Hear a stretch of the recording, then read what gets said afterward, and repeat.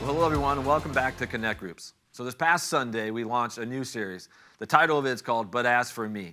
But what the theme of the series is really about is the idea of worship. And what we're focusing on is that we are called by God to worship, but many of us don't. Or even some of us, we do worship, but we don't worship from the authentic place that God desires for us. So as a result, we suffer. It's not that God suffers, though He cares about us and He feels the emotion of His children suffering. It's that in our lives, when we allow anything to distract us from this incredible privilege we have to worship God, we suffer. We suffer spiritually, emotionally, mentally, relationally, physically, in every way, because God has designed worship to be a way that brings healing to our lives. And what this entire series is about is addressing the different things that become a distraction for us in our lives. So this past Sunday, what we were dealing with is the intro to this series, getting us all on the same page of this powerful principle that God has given us in the area of worship. And here's where it all begins. We must acknowledge where we are. We must acknowledge that emotional place of where we are so that we can ask God to meet us there. Many times in our lives, we feel like we have to get to a certain place before we worship. We have to get to that place of happiness. We have to get to that place where things are settled. And when we worship before that, it's like we're just kind of doing a mental exercise, but we never allow ourselves to just be real, authentic, and even raw with God. But the truth is that God wants us to be our most authentic self so that He can change us into our best version of ourselves. God wants to heal us. God wants to comfort us. God wants to strengthen us and equip us. But the only way that ever happens is if we are willing to be real before Him.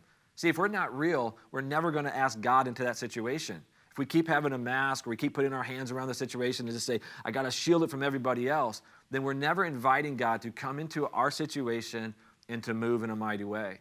And I think many of us, this has hurt us. We're hurting in our hearts. We're hurting in our minds. And the reason is we've never invited God into that situation.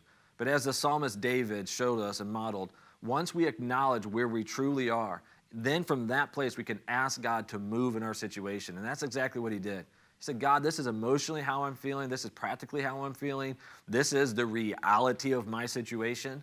But then He said, God, I need you to move. I need you to change the situation. And he called out to God, God, will you deliver me?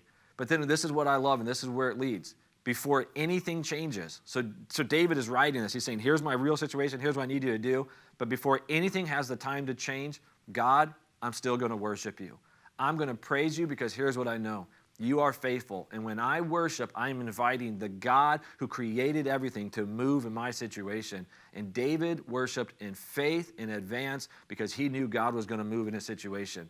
And this is what we have to do. We have to be authentic with God. We have to acknowledge where we are emotionally and spiritually, where we're struggling, and then ask God to move in that situation. And once we've done that, the proper response is to worship in faith, believing God is going to do it. And when we worship, God moves in our hearts, He moves in our spirit, and He moves in our situation. So as you guys discuss this today, I pray that you can be very authentic with each other.